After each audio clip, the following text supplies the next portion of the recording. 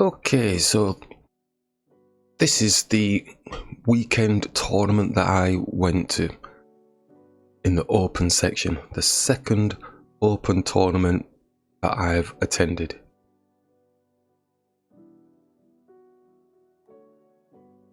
Small fish swimming with the big fish. Trying to utilize the answer process that we've been working on for a few years now, just to see if it's working okay for us. We are the casual chess guy, so we don't take it seriously in that sense. We're not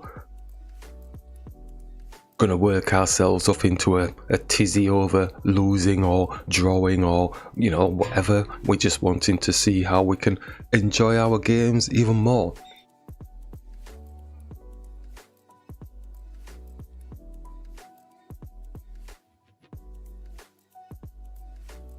And really, again, it's like not overly respecting the opponent's moves, looking at what is the better move for myself, and really just taking it on board in terms of really analysing the board and looking, and even if I feel like I've made a mistake, really look at it, because the majority of the games that I've taken back home, even if I have made a mistake, it's not a glaring mistake.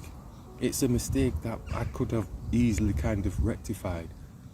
So that's the key thing for me, really. It's just looking at rectification if I feel I've done the move wrong. Because in the last open tournament, all of the games, I think, yeah, all of the games felt like I was holding my own and giving them a game. So it wasn't easy for them. So I'm thinking, just play your normal game, nice, basic, simple opening as best possible, and remove pieces where it's appropriate and keep the tension where it's needed, and not overly pressing in any way.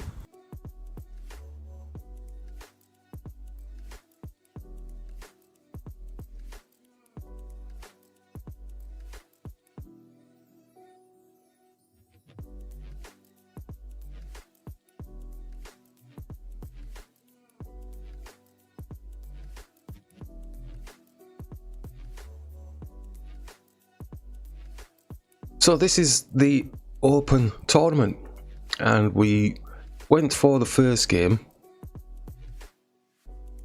and we got an automatic 1 point bye because lots of players pulled out of the open section and a few dropped out of the major section, and I think some as well from the minor section.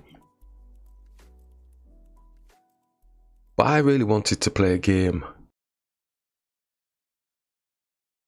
And luckily, there was a player from the major section who was also given a full point bye because they didn't have enough players in there. So we agreed to play a rated game. So it's not part of the open competition. Opened e4, nice and steady. So when I'm doing the breakdown, obviously I'm not talking about any fancy moves. We're looking at the maneuvers on the board and how we perceived these types of moves. I've not re-looked at these in any way, shape. I've just uploaded them now. So I'm trying to keep the moves as fresh as possible. But this was on Saturday. It's now Sunday. And I've had 2 games since then. So sometimes it might be a bit hard to get the right thinking going. But bear with me. So in this situation here, I'm thinking, okay, we've seen this type of thing before. I mean, he's left his king area here. And what I wanted to try and do is, I didn't have any targets for this particular competition. I had a subliminal type of thought. And it wasn't a target, but you could class it as a target. I had a subliminal thought in my head that, well, if I come away with at least a draw maybe or something, you know, I know these guys are really good. I'll be struggling to get any type of draw or any type of win in any of these games. They are really good, but we are developing and we are using it as our experience. This is only our second open tournament and we're not dumbing down anybody's skills at all. We are respecting what they can do, but I also want to respect what I can do as well. So for me, looking at this, I'm thinking, well, can we not just bring this here to give them something to think about? That's all I was thinking. If I can give them something to think about, and if I can get past move 13, I know I keep saying I've got this thing about move 13, but really, the opening sets the ball rolling for the game. No matter how you slice it, the opening does. But it's not, as you know, I don't practice any names or anything like that. We've just been constantly practicing our openings that we like, and then if the opponent does something different, we're utilizing the answer process as best possible to fit in with that, because everybody plays differently. So there's no point in my head practicing all these fancy lines and stuff like that. Just be natural and just go with the flow of the game. So we bring the bishop through and put a check on the king because it's straightforward. It's not getting hassled, it's not getting taken or anything like that. And they bring the knight across. So we now start to say to ourselves, well, give them something to think about again. Let's just keep pushing, targeting. It's nothing major, you know, because they can easily just touch down onto the bishop if they want to, you know, that type of thing. But I'm thinking, well, can we get these pawns disheveled or something or the other? Because now they've got no space. They've not got any castling space. And this is early doors. It's only the first few moves. But in my head, I'm thinking, what kind of initiative can I gain in the game and keep the initiative going? Because if I don't do that, then they're going to probably take advantage of me because they are higher rated players than myself. And they do hit the bishop. So we decide, well, let's keep it simple. These moves were not done quickly, by the way. This was a long play game, and time was taken over each of the moves, assessing the position. And I thought, if we stick with the mantra as best possible up to, you know, we want to stick with it all the way through, never mind when we choose and not to choose. So we try to stick with it as best possible right from the start of this game. And they capture. So now we're thinking, well, okay, let's take this off the board and open up space around the king, targeting the queen, if there's going to be an early exchange of the queens. But for now, got to think also, I'm going to have to get castle to help support the queen if that does happen. But because the bishop's blocking the way, I'm believing there's a bit of time, if they did capture, to get the rook castled, or the king castled. They capture. And now again, I'm thinking, give them something to think about. Yeah, but it's nothing major because, you know, the pawn is easily going to do this. The queen is supporting. It does have two pieces supporting here. But in the eyes of the game, you're playing over the board. Giving people things to think about sometimes does jolt them a little bit. And we're very conscious that they haven't developed these other pieces yet. We haven't either, but we have space for castling for our king. They bring the bishop through, and now that was a good shot because they're stopping our king from castling. I thought that's quite clever. Didn't want to take their queen because I didn't really want their rook owning the file. So I thought, well, let's go and see what this bishop really wants to do. Again, giving them something to think about. They do actually capture, so we capture back with the knight, and then they start hitting our knight, giving us something to think about. And we said, well, I'm going to give you something to think about. I was in that mode because of the position on the board at this moment in time, because their bishop and their knight really are taking their time coming out. I'm thinking, if they do take, it's going to double the pawns. And we've been practicing that doubling pawns type situation appropriately, of course. And I'm thinking, if they do, then that's the smallest advantages that I may have gained against the higher rated opponent. They do capture, so it's now double pawns. So I'm a little bit excited in my head. And then we capture the bishop, and there's double pawns here as well. So two sets of double pawns. I was totally celebrating inside. I was thinking, wow, we should be able to take advantage of this in some way, shape or form. But remember, they're a higher rated player and just got to take it easy. don't need to rush it. They still got their pieces on the back. We still have our pieces on the back. We haven't got castled yet, so we're going to have to lose tempo in terms of castling, so it will give them the time to develop their pieces. This pawn's going to be under attack, potentially just pushing the pawn here to support it. Little things like that were just rocking through my head. I was also thinking, well, he has got advanced pawns now. His pawns are a bit further down the board than ours, and he does have 3 pawns against 2. You could look at that as an advantage for them. So the mini celebration of having the double pawns,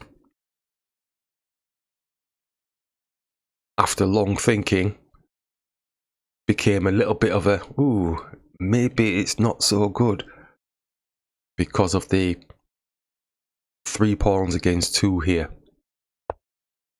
Brought the knight up. If they're asleep, then obviously we can take the pawn, but it's kind of baiting the pawn down to see whether or not the knight's going to get some activity.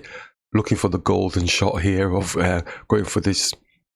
Obviously that's not going to happen, but you never know. They could be asleep. They might be focusing so much on getting their pieces out. So they bring the knight out now, so it's attacking the pawn. If we did go and take this, then obviously he's going to take the pawn here. But the issue and concern that I had for them was, if we take, which we did take, and if they then took this pawn, we would get the golden shot of getting the rook off the board. So I sat waiting and waiting and waiting just to see what they would do. And they took ages over the move, and they realised that, oh yeah, they can't do it. So it's still even Stevens, and we've got rid of their double pawn situation. 1, 2, 3, 4, 5, 6. 1, 2, 3, 4, 5, 6. Yep, 6 pawns. Our knight, I'm thinking there's nothing that really can trouble the knight, unless he's going to go for an exchange with his own knight. But he'll be so focused on trying to come for this pawn that for the moment, the knight feels like it's in a good position, stopping the king from moving. Not that anything's hassling it at the moment. So I thought we could keep that knight there for quite a bit during the game. Keeping it simple, just supporting the pawn. Was very concerned that if this dark square bishop got out, then it would stop our king from castling. And it would still be dangerous anyway, even if we did castle, so we'd have to be shuffling across. But the bishop's all tied in at the moment. It's going to take a few moves to actually get this pawn out. So I'm thinking the next move is probably going to be this. In my head, I was thinking that's probably what they're going to do next, just to give the bishop some space and try and get this moved, just to try and get this blocked. And they did actually push it, and at that point I just went, let's go and castle. We know exactly what they're going to attempt to do. They'll be trying to hit the king here, and let's move the king out of the way. At the moment it feels fairly okay, but I've got a panic on, as we know, about potentially getting this bishop out here so we can look to trade off the rooks if we can. Nice x-ray through if possible. So they changed their mind now, and it looks like they're looking to own the file with the rooks. Bring our bishop through now, just holding this pawn to ransom for a bit with the bishop, but also really looking to trade off the rook. The rook comes down, it's attacking the bishop, it's got no protection on it. In my head I thought that could be a good loss in tempo for them, but what they're trying to do is try and get them rooks linked up without them losing any tempo in terms of movement. So we bring the king up supporting the bishop. So I'm expecting the rook to come across, obviously. And then at this point, we can't go here just yet because he would get our rook for free. So I'm thinking we're going to have to move the king across here when he does do that. And then we would be able to trade off the rook. They do. So we bring the king across. And then there's this pawn move here looking, I think, maybe potentially just stopping the bishop from coming here.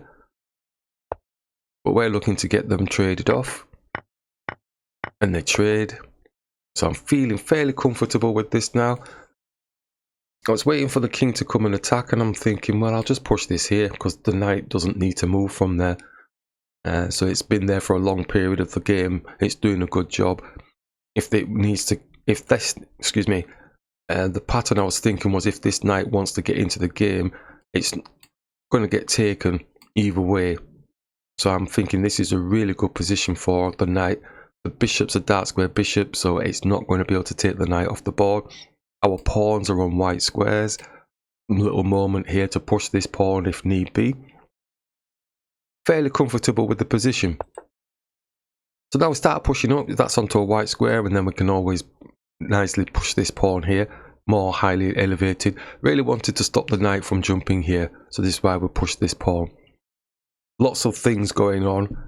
Where can the knight go? Because I'm a knight man. I like bishops now as well, but you know, formerly favoured the knights.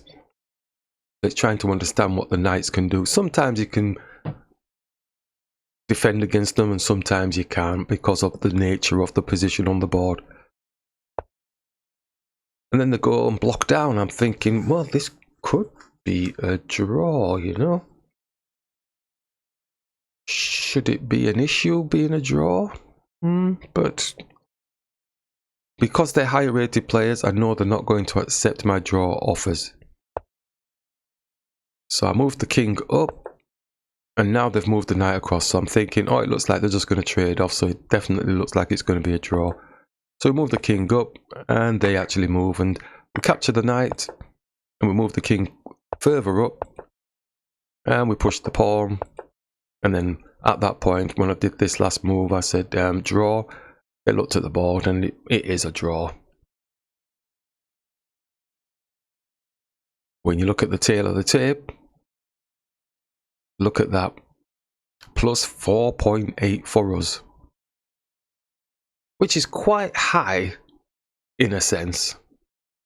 But when you're in the throes of the game and you're playing for hours, I know I say this quite often, you know, when you're playing for a long time and, you know, you're the lowest rated player, there's no expectations on you really. The shock factor would be if you got a win, but I didn't want to overpress it. It just does look drawish to me in the human eyes. This is saying bishop f8. Bishop f8? Bishop g8. Is it bishop? Oh, it's not our go. So, yeah, whatever. I don't know what they would have done. So, yeah, so happy with that game. It was a draw. And never mind what the evaluation saying, it's a computer.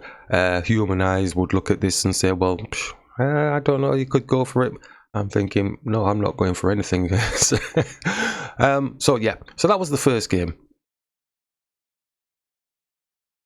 So, in essence, I'd hit my kind of subliminal target of a draw, even though it wasn't part of the open section. That's not my fault that they didn't have a player for me to play against in the open section. And so I could chalk this up as a, oh, well, yes, you did it. But hey, I'm not fussed either way. We got a draw. We played half decently well, blocking off the opponent's movements. And looking at the gauge bar here, it's showing that we're more advantageous than we thought. I wasn't going to take that chance though.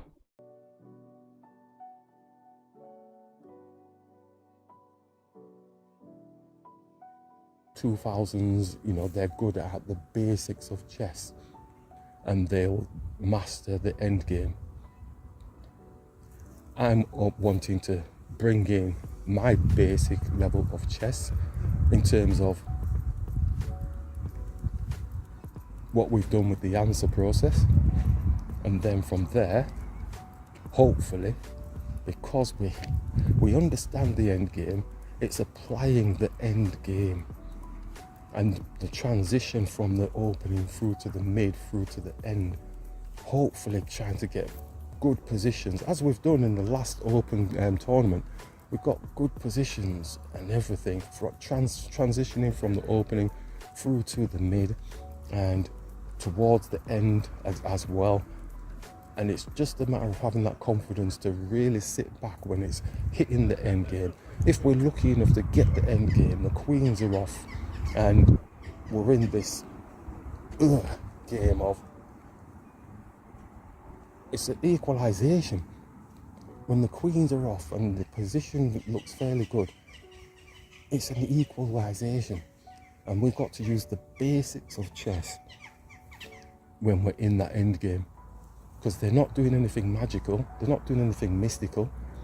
We have the knowledge, we know what they're going to do, we know what they want to do, so we know what they know. Nothing special at all. We now know what the black belts do. Yeah, so they're the black belt level in chess. We've worked our knowledge through, so we now understand what it is that the black belts do. We're nowhere near black belt at this moment in time in terms of the rating that we've got. Yeah, our rating is, you know, we might as well class it as a beginner. We'll say no, it's not white belt, it's not yellow belt, it's not orange. Yeah, maybe in the eyes of chess, it's probably about an orange belt, you know, the third belt up or something like that.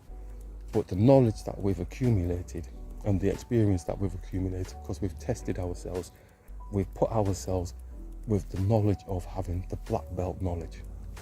So that's where we're currently at, and we're wanting to put it to the test. We're wanting to test their black belt knowledge in chess.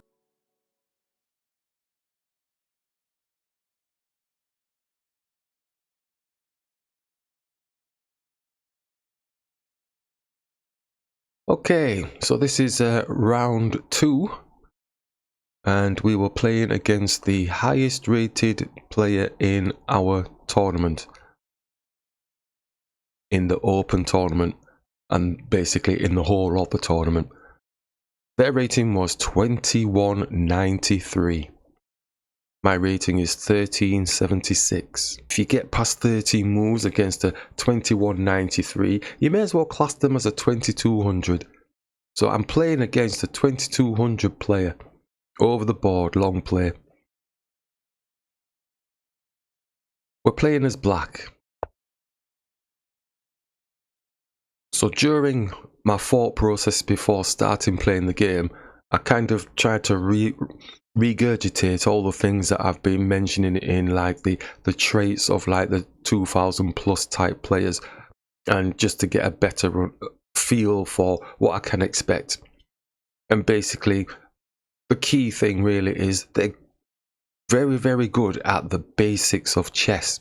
They don't do anything magical. It's not that it's a mystical type mystery tour that you don't know what they are doing or you can't counteract what they're doing.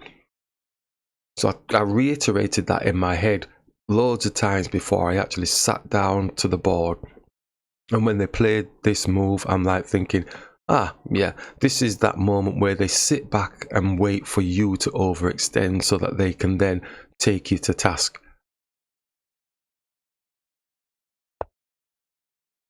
So I'm nice and steadily just opening up. The bishop's obviously looking to come out. We bring the knight, supporting the pawn. I understand that. They push this pawn here. Now I'm expecting probably this to be pushing onto the pawn to create some havoc, bit of lazy man's chess type thing. There is also this side, but I don't think that pawn would be pushed. So tentatively just pushing forward and supporting. So I've got two pieces supporting this pawn at this moment in time. We're waiting for it. Do we take it? Probably, depending on the situation. Doesn't do it just yet, so he's bringing the bishop out now. It's x-raying through to the king. All pretty simple, straightforward stuff at this moment in time. When I did see that move, I'm thinking, okay, it's move 4. It looks pretty simple and straightforward. They have overextended, looking for basic x-ray through, so that's not magical or mystical. Decided to bring the knight across now, supporting, trying to make space for castling. My idea was trying to get this pawn here, to get the bishop here, to just support this pawn even more and get castled. So they're making space for their castling at this moment in time. Nothing mystical about what's going on. So I'm feeling fairly comfortable with what we're doing at the minute. I can't really see any major targets that they're looking for, apart from this bishop staying there forever and a day, thinking that it's going to go get the rook type thing. So we push the pawn up, just sitting waiting for them to overextend. And now they start to push in the centre. They've not castled, I've not castled. But I'm thinking there's no worries really. We could bring the bishop here just to support the knight. If he takes, then we can take, so there's no problems there. So we bring the bishop through, just supporting, not overextending at this moment in time. Nice and steady away, keeping it simple and basic. They capture. We capture back with the pawn. Yep. So now we have, it feels fairly okay, but there may be something that might be slightly wrong with what we just did. We bring the bishop through, so the plan is falling into place at the minute. We're supporting the pawn, got the knight here, we're ready to castle. And then this pawn comes pushing down. I thought to myself, why has he pushed that? I'm thinking, probably looking for the queen to come here, get the rook here to face off the bishop, so then he's going to have like potentially two pieces there once the knight comes here, and then the rooks double up, and it'll be hitting this pawn. Only piece that is supporting is the king and the queen, so we have to move pretty quick, sharpish in terms of being able to deal with that. So hitting the head of the snake, if you like, smaller piece attacking a higher piece, can't be wrong. It could go back, would be a bit trappy, but not too trappy, could still take and take. But they decide to capture. So at this moment I'm thinking, this looks very simple, but have I made a mistake in terms of my position? We take with the knight. Bishop comes and it's now looking to stop the castling.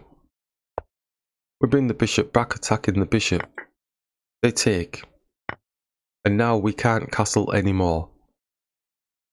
At this point in time, I'm not flustered, I'm not worked up. Only thing I'm thinking about now is, does he have time to get two pieces onto the bishop?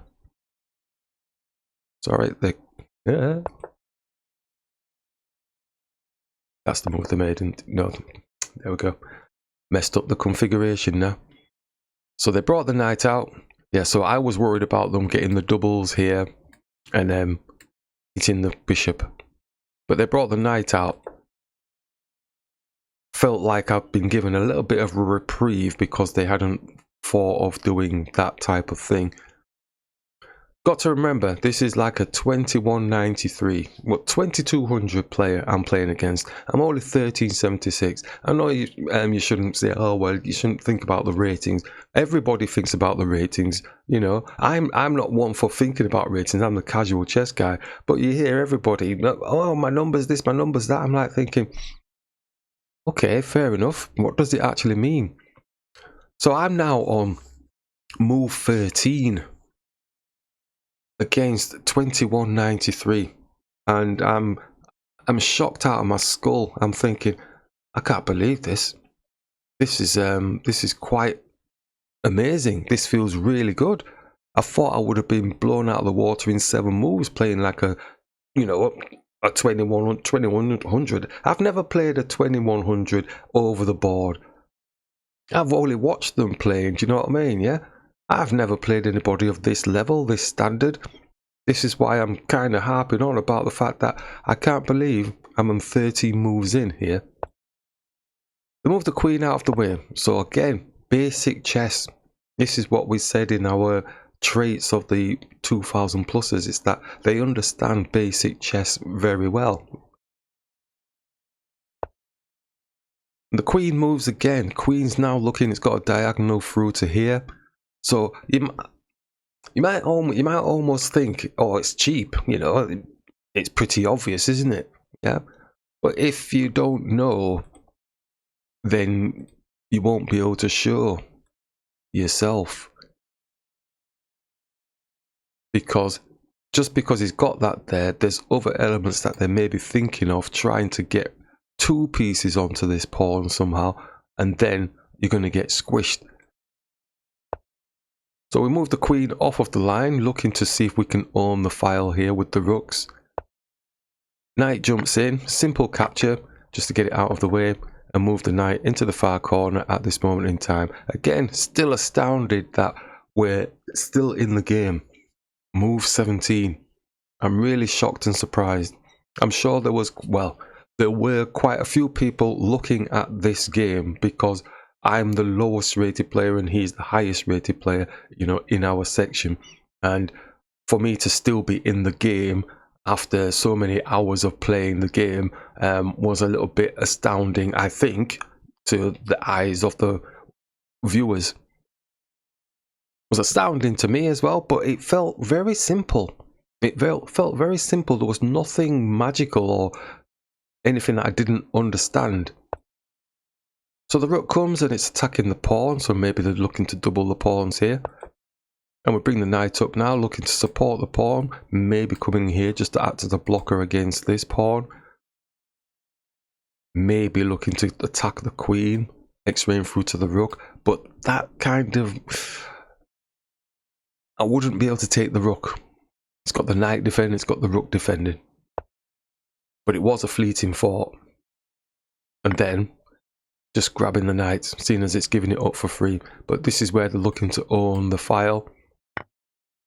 Okay, now this was so simplified it was unreal. To get to this position here, this is move 20. Against such a high rated player, I'm celebrating inside. And you get that adrenaline pump, don't you? You think to yourself, wow, this is really good. I stayed cool, you know, on the outside, but inside I'm thinking, am I being set up here? This guy playing this this easy. And so we bring the rook here, and now he's supporting his pawn. So we bring the queen here, just blocking the pawn, and then he supports the pawn. Then we bring our rook here. We're thinking, if we get to do this, and if they take, then we will be able to go like this, and then we would get the queen off the board and it will be a checkmate. It's at this point where they were moving fairly quick, you know, but at this point here they kind of slowed down and stopped, and people watching the game, basically this was the make or break of the game in a sense. It's like, huh? How is this possible? You know, how am I still in the game? That's the thing. I'm still, you know, I'm like thinking, very interesting game indeed. So then they brought the queen back. And when I saw that, I thought, oh, you know, we could do something here. We could do something. Bring the queen up now, just attacking the pawn. I don't really pawn grab, but, you know, it looked like it's kind of free. Then the rook comes down to defend, just trying to dishevel them, give them something to think about. Bring the queen back again. Before I even started this game and the game before, I said to myself, well, if there's a draw type position or whatever, just keep going for the draw. Don't over-egg it or anything. And bring the queen across again. And then push up, because I'm thinking the queen's looking to sneak around the back here to get the pawn or something. Bring the queen back again. At this point, I'm thinking there could be something, but we have to have a better position. We push the pawn up now, looking to just keep this out of the way, get this activated, potentially get these activated at some point, because we've got 3 pawns against 1 pawn here. And then they double up.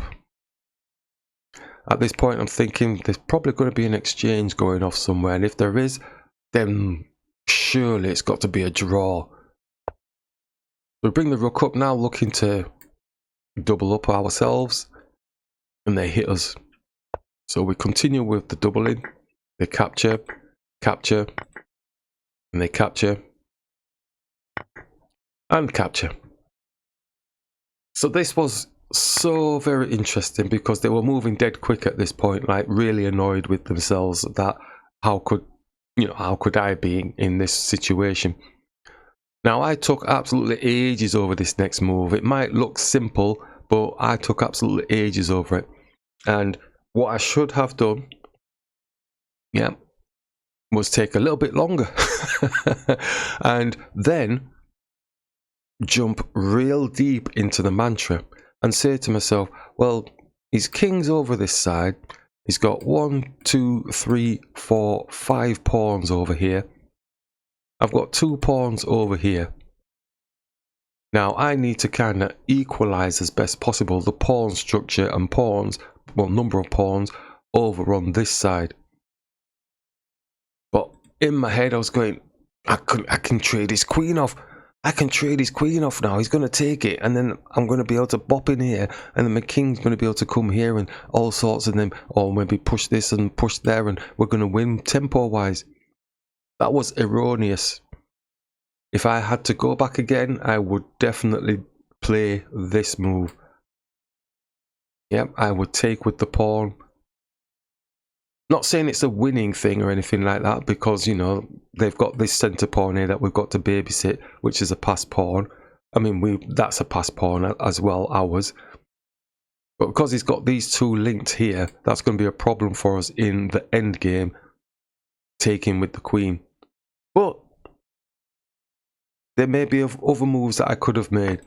So we took with the queen thinking, I'm getting his queen off. And he doesn't go for it. So at this point, I'm thinking, well, can we not just go here? And then we're winning? We're not winning, we've got a drawn position because the king can come here. If he pushes down, then we can go here. That was what I was working on. I negated the fact of his king coming here, supporting, etc. That's where tunnel vision came in.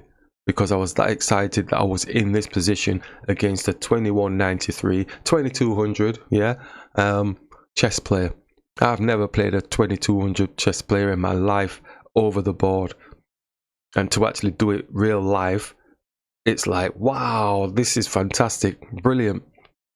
So what I should have done was bring the queen back to gain nice position on the board. We've still got these pawns that they've got to contend with here, which we've got the pawn majority of. And that would have been more simple. But I got arty with myself and brought the queen here. And at that point they captured. And the rest really is nothing doing, because now we're going to get basically zugzwanged. And at that point I said, yeah, that'll do, that'll do. Yep, so I realised the mistakes that I'd made just towards the end game there. Should have taken with the pawn, should have just kept the queen bouncing backwards and forwards. That probably would have generated some type of drawn position. And yeah, so I am so happy with that game. Absolutely over the moon with that game against the 2193. You're not understanding the gravity of the situation. That's like me going in with, let's see. That's like me racing against the fastest man in the world, yeah, and I'm only 0 point something seconds behind them. That's, do you know what I mean? Because obviously they're running slow on that day, but you know, that's the feel. It's absolutely amazing to have gone this far playing this game. So I am well chuffed with the answer to chess that we've been working on, and yes, yeah, it's working. It is there. There's always things to keep, what's the word, practicing. It's not about adding anything, because we've covered quite a lot of stuff within the mantra, and it's things that you can get carried away when you're playing over the board, and you get a little bit too arty for yourself. And you know, when you're in a situation like this where you feel like, oh my god, I'm getting an advantage here, we could definitely get a draw here, this is exciting, you kind of lose that logical thought process that says, hey, just hang back, let them do the work. You've got a poor majority on this side. When I'm explaining it to myself now, I almost feel like I'm going to be sick, because I'm saying to myself, dude, that was really simple. Why all of a sudden did you get arty, you know, with thinking going trading the queen? All you have to do is take there. Then they have to work. He mentioned it a little bit after the game, you know, but obviously you have to be a bit quiet. He says, oh, you know, if you hadn't done whatever it was, you know, taking the with the queen, then he would have had to work a little bit harder. Let's have a look at the situation. I don't think it's a major advantage. Oh, it's only 0.5, so that's brilliant. That would have worked quite nicely for us because they would have had to work. You know, I don't know what they would have done. They could have come here to attack the pawn, but the queen is protecting. They would be panicked about the fact that we do have a pot pass pawn, and they probably, again, the queen is protecting the pawn, so it would be a lot of king moves, wouldn't it? Trying to come round, the king coming here to support, to attack this pawn. So is our king going to be fast enough, and would we get attacked? Because he could come here if we do that. So yeah, I don't know what they would have done, but at least it would have made it better than taking with the queen. Yep. So that's the difference, massive difference. Excellent game, great experience, and I'm still going to be entering the open tournaments because I'm feeling really good about the game, especially after games like this, even after the bad ones as well. It's an experience, and yeah, we'll go on to the next one.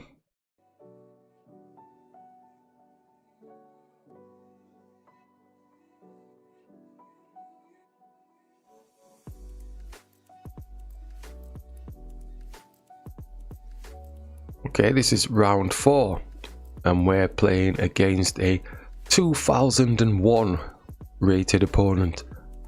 We are 1376, and we're playing as white.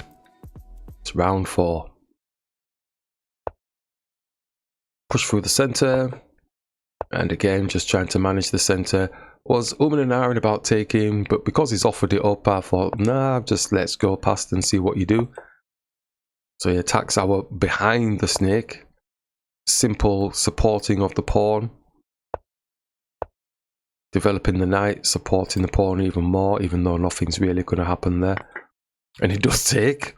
So we take back with the pawn. Very mindful now, things like this coming, but we do have defenses for it. Now they're x-raying through to our queen. And we just want to stop any activities from this knight being able to take this pawn at some point. And they open up the dark square bishop, and we castle. At this point, I'm thinking, again, this seems very simplified. Yeah, this is move 8, and yet again, I've not been blown out of the water in any way, shape or form.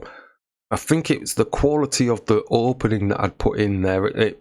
From the last game as well as this game and the game before, it was the quality of the opening that I'd put in. I paid attention to what the opponents were doing. I reacted to what they were doing and basically placed my pieces in the appropriate positions as best possible for me anyway. So we attack the higher piece with a lesser piece, and we attack again.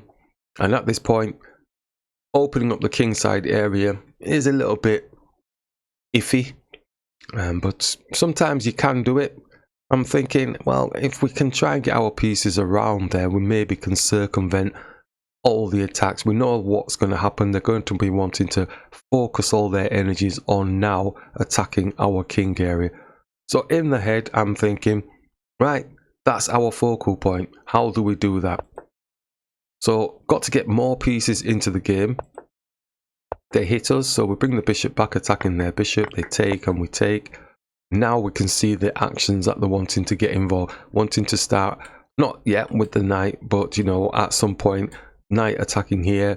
If we take, then the queen's going to be here hitting the pawn. They're going to want to get this pawn down here just to mash the pawn up.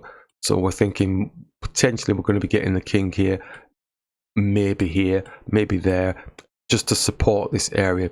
For now, we don't need to worry too much because they're not in a steady state as far as I can see to do a full-on attack.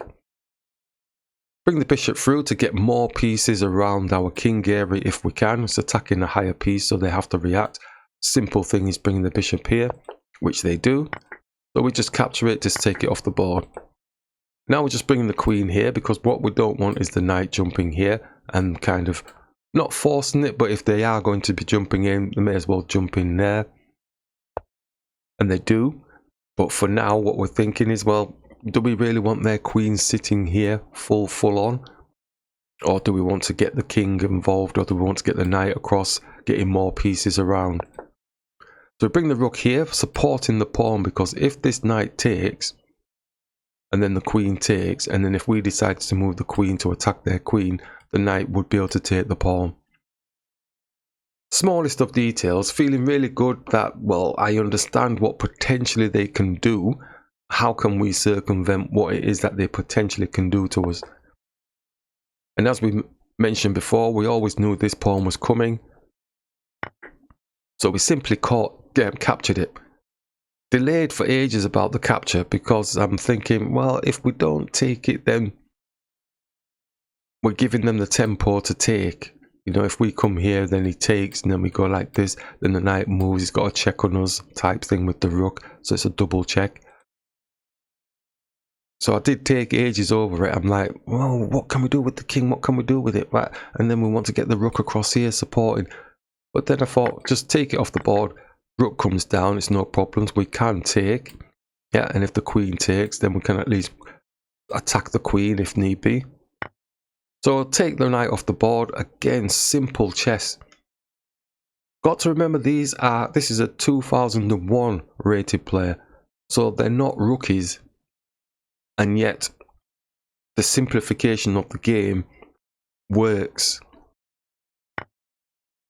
So they captured, but this time we said, well, okay, let's bring this in because he's got a 2-on-1 on the pawn. Again, it's kind of reading the room, reading what's going on. What can we defend? How can we... Basically, there's a lot of defending, but it's proactive defending. Up to this point, feeling really good. Knight's jumping around now, so I'm thinking it's coming in here, looking to attack the queen. And before it gets there, we could look to potentially attack the queen. So then probably a move behind with that particular maneuver. So we do go and attack the queen, but it still brings the knight in anyway. So we just take the queen off the board. Now this is so simplified now, but it's got its complications because of this pawn here. Because he's got this knight chomping at the bit. It's got this pawn here. So we've only got one piece protecting there at the minute. So the best thing is probably bringing the knight around. Then at least we've got two supporting. But it's given us things to think about, and it's a good shot from them. But this is what we've learned within chess, isn't it? It's not anything magical that they're doing. It's like putting 2-on-1s on pieces, attacking key spaces, key areas, you know, that type of thing, and putting more pieces on that a piece to really gain an advantage. So that's all they're doing. It's all simple stuff. It's not complicated in any way. It's not any of these fancy words that you hear talking. The logic of chess is simple. Direct moves to remove pieces from the board strategically. And it's basically putting pressure on the king or the king area or the key spaces, key pieces. They move the king, so I'm thinking, okay, it's not going to do this, it doesn't look like. So he's making space for his rook to come here, putting 2-on-1 here. So we do have the rook that can come here and attack. But if he is bringing his rook to come here, to come down, we can just bring our rook here in readiness for any of that. So we've got options of here or here depending on what they do. So we bring the rook up just in case they are planning to start coming around. They decide to go with the attack on the H. So we bring the rook up now, so it's supporting. So we've got the king supporting, we've got the rook supporting. It's not ideal, but you get the general gist of what we're attempting to do. We're trying to block off the attacks. They've got two pieces on there now attacking. If they had a third piece on that pawn, then you know that's the type of thing that they do. As part of my own educational process for enjoying my chess even more, as I'm playing a 2001 rated player, being only 1376 myself, based off of the answer process that we're working on, to get to move 25 in this game, Yeah, quite shocking. I can't remember. I said I was going to check what move I got to in the last one, but never mind. We'll jump back to that one in a minute. So yeah, now they've got 2 pieces attacking. Now they want to put a third in there. Because the king is opposite these guys, if they got to push this down, I wouldn't be able to take back with the pawn. So I would have to move my king out of the way. And if they did take and take, then the rook can come put checked, but we can move up and down. So we move the king out of the way. Again, mindful of what they can potentially do to you. Sometimes you just can't do anything. You know, you might know what they're doing, but you just can't do anything because you've inappropriately opened, or you've just not positioned yourself right, and you just can't prevent the snowball from getting any bigger. So when they moved across here, I thought, oh, crikey, it could be a draw here, couldn't it? But I offered a draw at some stage around this point. Might have been this next move, maybe. Yeah, probably around here or somewhere. Because I thought, well, okay, if he's moving backwards and forwards with the rook, maybe he's struggling finding stuff, so maybe I can help him out. But I did say, I know you're not going to accept it, but I'll offer a draw anyway, because the higher rated players, they ain't going to accept no draw from me. So they pushed the pawn. And I thought, well, let's see if we can get this knight off the board then. Seeing as he's only got 1 piece attacking the pawn at the minute, because he's moved his rook. But he decides to move his knight back. So I move my knight back. So I don't want to get caught sleeping. So he brings his rook back again. So we just push this pawn now just to kind of... I was thinking if he's planning on bringing his knight in here to try and hit the rook, then at least we've got this as a blocker. We've still got 2 pieces defending here with the rook and the king. Brings the knight back in again. I'm thinking, oh my god, this... might not be repetition, but it's like, you know, it looks like they're not finding any spaces to attack, and he's still keeping the pressure on this pawn. And then we bring the rook across, and we're just thinking, well, if we get the chance, maybe at some point we can come down here and hide it away, but we're currently protecting this pawn at the minute. Also thinking, well, if the pawn does come down, maybe we could squeeze here and start doing some of this stuff, but depending on what the opponent did. And they did push down, and this was too arty. This was too arty. Yeah, and I did take ages over it. I didn't move quickly or anything like that. But the time was running out a little bit as well. Their time was low.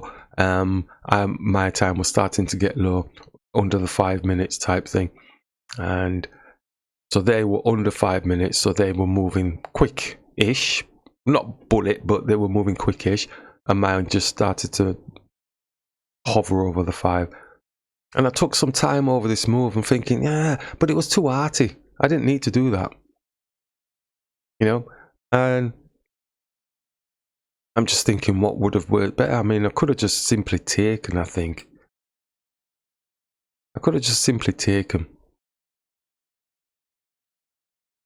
Then if he comes here, then move the king. I don't think there's anything majorly wrong with that. We will test that afterwards. Yeah, if we remember. So I moved the knight up. That's way too arty. I'm looking at it now, I'm like, oh, ugh. Yeah.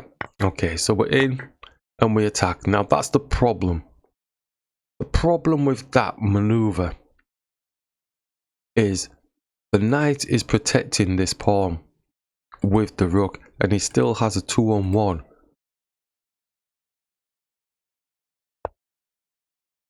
So now they put a check on our king, takes, and then the smallest of advantages and position as well kicks him. So it's at this point I was under 5 minutes on the clock, so I stopped notating my moves. But I'll attempt to give a good guesstimation as to the following moves, because we were under 5 minutes and the moves were happening real quick. So I'll try my best. So we captured. They captured. We brought the knight up attacking the unprotected pawn. trying to improve our position of our knight. Our knight is too far over the other side of the board.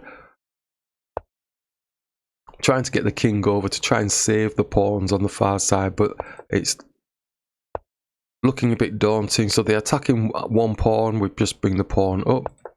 He brings his knight across. We try to get across with our knight, but he's going to be grabbing the pawn. Grabs the pawn. We bring the king up, trying to get into the knight's head, but that doesn't happen.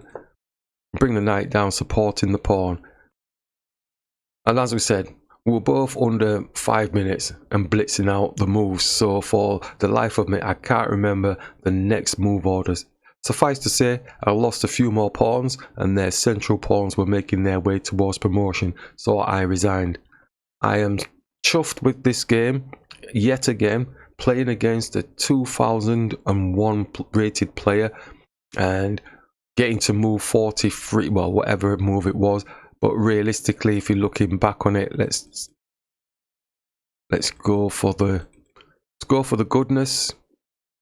Not that bit, not that bit, not that bit. Yeah, okay, so ignoring the knight move, so getting to move 31, quality moves as far as I'm concerned for our chess development and chess enjoyment. Absolutely fantastic. Yet again, another game that was observed by a few, and because I should not be, this was a 4-hour game. I have to stress, 4 hours.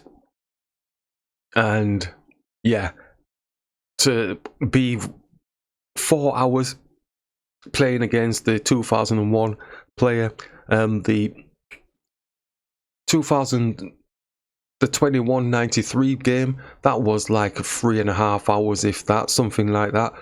So they were all long games, and to be in there in the mix with such high rated players for that length of time, still delivering half decent moves to give them things to think about, there's got to be something said for the answer to chess, the practice we've been working on. So I'm really chuffed. Going to jump into the last game.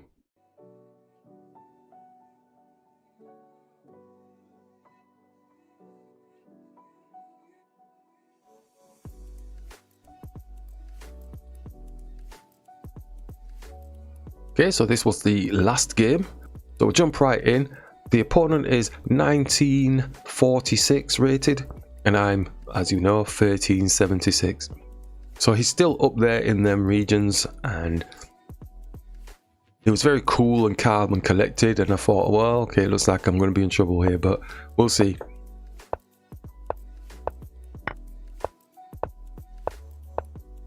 So that all looked fairly normal up until moving the knight, and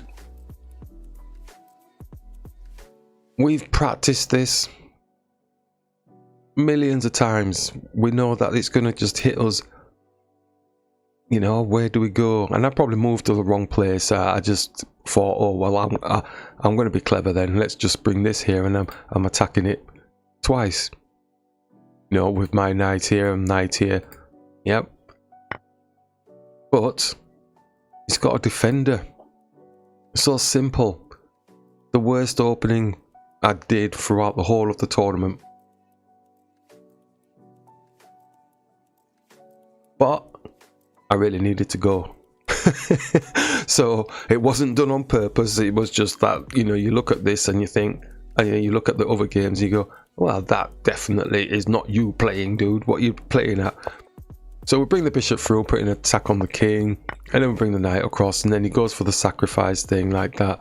And I sat there for ages and I thought, oh, it's done. The game's done. He comes down, attacks, and then comes in here. And now my king is just all airy, and they just take full advantage of it. And I don't need to go for it because look, we've got no space. Our king has got no protection. Knight's on the other side of the board. Try and bring it around in time, and it's just a lost cause, really. Puts a check on, we bring it here, and at this point I just says, well, I'll let you play it through, you know. And he says, are you going to resign then? I was like, not yet. And then bang, checkmate. So that was the ugly, awful, shoddy, crappy opening that I'd done in this particular game. But thankfully I did get back in time to, in fact I found a tyre place to get it pumped up. And hopefully, fingers crossed, it should be okay. So I got home okay and feeling good. Now I'm going to go get some well-deserved rest. Absolutely fantastic tournament, great experience again, and I'm getting better all the time, better in confidence, experience, playing different levels of players, and I'm really happy we didn't get blown out of the water apart from this game here, but I'm not going to lose any sleep over that game at all. But for the majority of them, didn't get blown out of the water, felt comfortable in that zone, and I'm not out of place playing in the open tournaments. That's what makes me feel very confident and comfortable about what we're doing with our answer to chess.